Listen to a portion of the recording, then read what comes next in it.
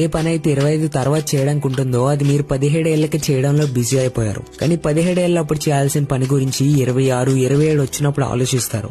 మనిషికి డబ్బు ఎంత అవసరమో మీకు ఇప్పుడు అర్థం కాదు, మీకు అప్పుడు అర్థమవుతుంది ఎప్పుడైతే మీరు రైల్వే స్టేషన్ లో నించుంటారు అండ్ మీ వైఫ్ చేతిలో ఒక పిల్లోడు ఇంకా ఒక బ్యాగ్ ఉంది అండ్ మీ చేతుల్లో 2 పిల్లలు ఇంకా 2 బ్యాగులు ఉన్నాయి అండ్ మీరిద్దరు జనాలతో నిండిపోయిన జనరల్ లేదా స్లీపర్ క్లాస్ లోకి దూరడానికి ట్రై చేస్తారు. ఆ జనాల్లో మీ వైఫ్ మీద ఎవరో చేయబడింది లేదా జనాల మధ్య తను ఇరుక్కుపోయింది. మీ ఫోకస్ అక్కడ సీట్ సంపాదించడంలో ఉంది, వైఫ్ ని చూసుకోవడంలో కాదు. అండ్ మీరు ఎలాంటి పర్సన్ అంటే 18, 19 ఇయర్స్ ఉన్నప్పుడు ఒకవేళ ఎవరైనా మీ లవర్ ని చూసినా వాడి కళ్ళు తీసేసే అంత కోపం. కానీ ఇప్పుడు అదే అమ్మాయి మీద ఎవరెవరో చేస్తున్నారు. గుర్తుపెట్టుకోండి, నాన్నల సంపాదనతో మీరు ఇద్దరేంటి, నలుగురేంటి, 50 మంది గర్ల్ ఫ్రెండ్స్ ని చేసుకోవచ్చు. కానీ వైఫ్ నీ సొంత సంపాదనతో నీ దగ్గర ఉంటుంది. ఈ పేరు ఉంది కదా అమ్మాయి, చాలా అందమైన ప్రాణి. తనొక రైట్ టైంకి వస్తే లైఫ్ చాలా బ్యూటిఫుల్ ఉంటుంది. అదే రాంగ్ టైంలో వస్తే తన ఒక యమరాజులా కనిపిస్తుంది. మీరు ఇది అగ్రీ చేస్తే 100 ఇమోజిని కమెంట్ చేసి మీ ఫ్రెండ్స్ అందరికి షేర్ చేయండి. మీ లైఫ్ ఇలా జనరల్ అండ్ స్లీపర్ క్లాస్ లో మిగిలిపోకూడదు అనుకుంటే బయోలోని వీడియోని మిస్ కాకుండా చూడండి.